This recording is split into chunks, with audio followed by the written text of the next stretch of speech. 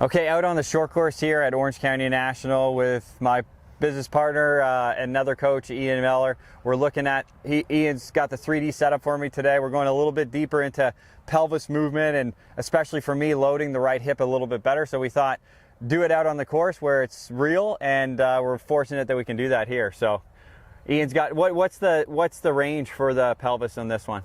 From a thrust, we're looking thrust, right? Yeah, I've set it so that you've got to remain less than 3 centimeters sort of moving towards me.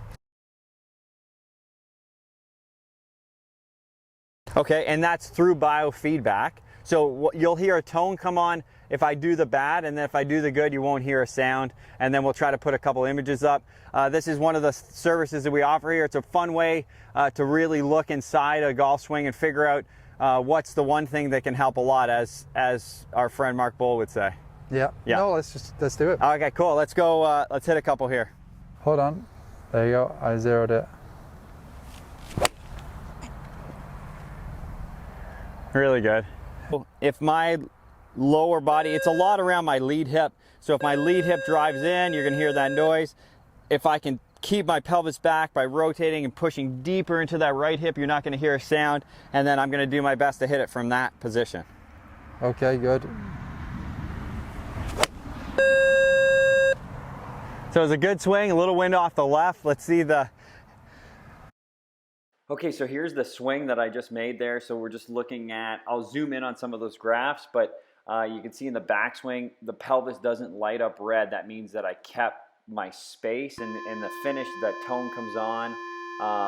Just my pelvis goes in a little bit at the end, and that's very normal in a golf swing. This is zoomed in, looking more specifically at the sway and then the up and down of the pelvis and the thrust of the pelvis.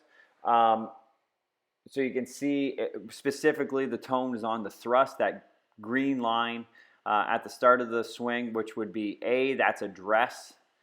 You can see it's at 0, and then as I go back, it stays below that line, meaning it's staying away from the golf ball. And a minus, if you're looking at the numerical value there in the bottom right, you can see how it says minus 0.25 at this point. So that's me keeping my space in the backswing. And then as we keep progressing, I keep my space through the swing, and you can see the pelvis move up through impact. Path was 1 to the left, attack angle 5.8 down, face was just a little closed, went 183. Again, the wind's just a little off the left, so I just made that a little bit of adjustment. There was no tone, I don't think, right, on that one? Not in the backswing. The tone was in the follow-through, yeah, which is fine. Yeah, so I lost my balance. I went a little bit in, but it was not bad. It felt pretty good. Let me do one more here, Ian. So this is a fun way to give you a different type of feedback that, for me, it's one of my favorite ways to use the system. Tell me when. Okay. So I'm going to do the bad motion. There's the tone. I keep the push back, keep my angles a bit better. No tone. And that was just at the end. As I finish, obviously my pelvis is moving a little bit in. It's hard. As you rotate and push, your pelvis will be moving in a little bit. That's why that tone comes on through impact.